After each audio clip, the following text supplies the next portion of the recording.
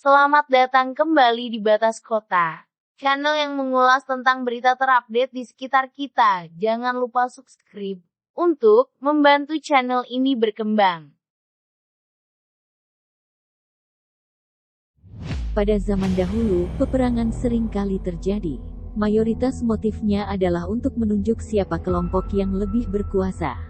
Setelah berperang, mereka yang menang akan menjadi penguasa, sementara kelompok yang kalah harus menyingkir dari wilayah penaklukan.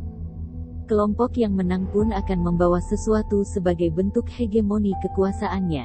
Bisa berupa tameng, harta, hingga kepala manusia. Untuk yang terakhir ini, ternyata ada beberapa kelompok atau suku yang menargetkan kepala musuhnya sebagai cenderamata setelah berperang.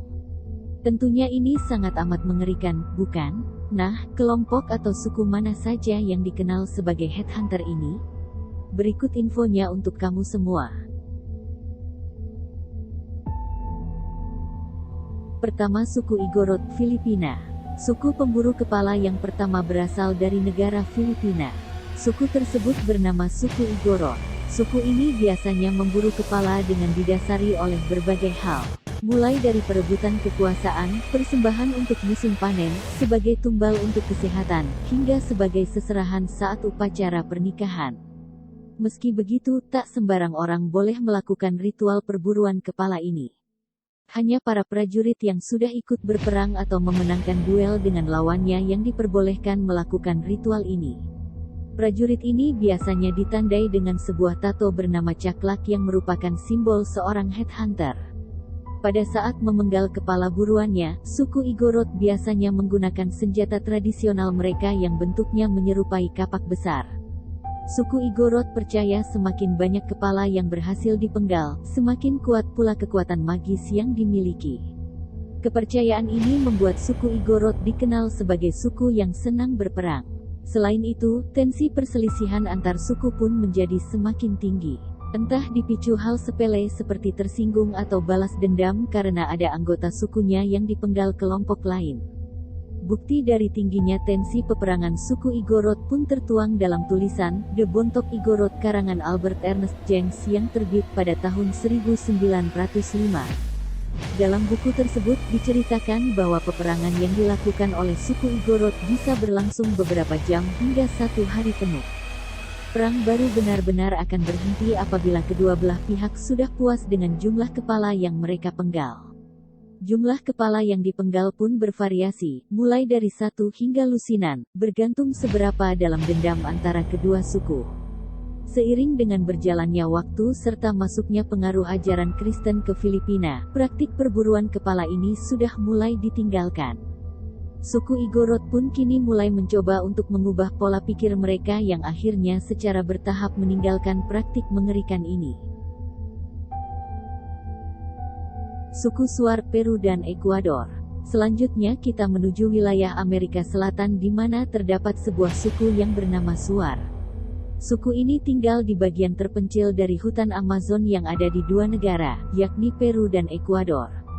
Konon suku Shuar memiliki struktur masyarakat yang cukup kompleks dan dikenal dengan berbagai macam ritual uniknya. Beberapa di antaranya adalah ritual kedewasaan para remaja pria yang diwajibkan untuk melakukan perjalanan bersama dengan ayah atau paman selama beberapa minggu menuju ke tempat air terjun yang dikeramatkan.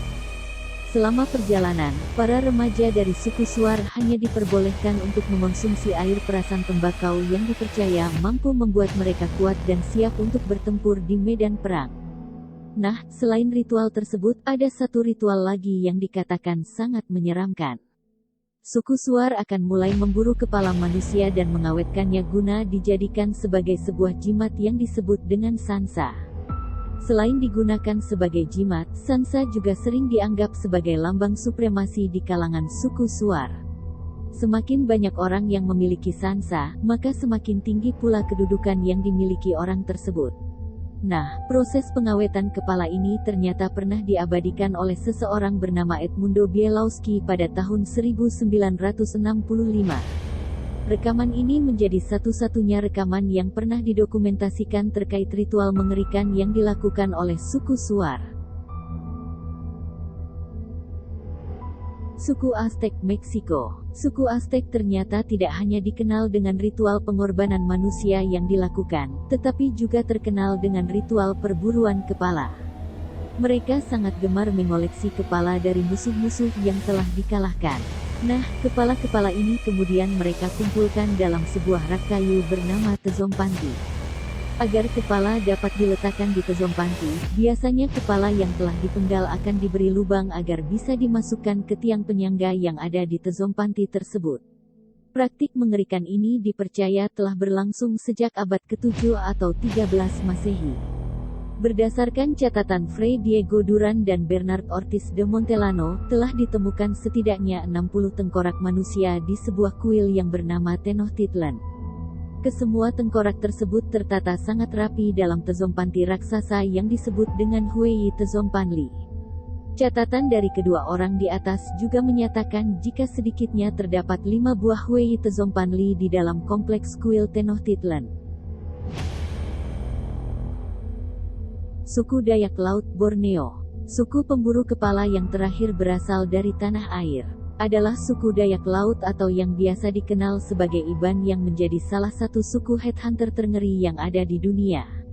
Suku ini tinggal di sebagian wilayah Kalimantan Barat, Brunei, dan Sarawak, Malaysia.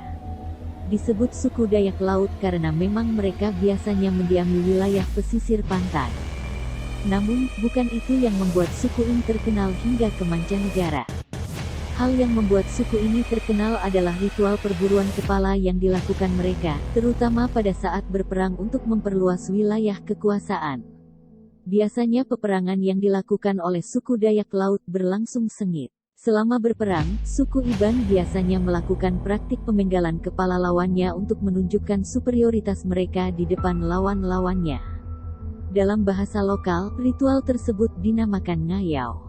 Ritual ini bahkan pernah sangat terkenal pada era Perang Dunia II yang mana ketika itu suku Iban membentuk aliansi yang berisi ribuan ksatria pemburu kepala manusia.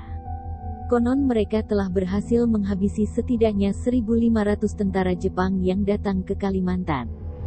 Seiring dengan perkembangan zaman, praktik ngayau sendiri mulai ditinggalkan dan semoga aja nggak pernah dilakukan lagi.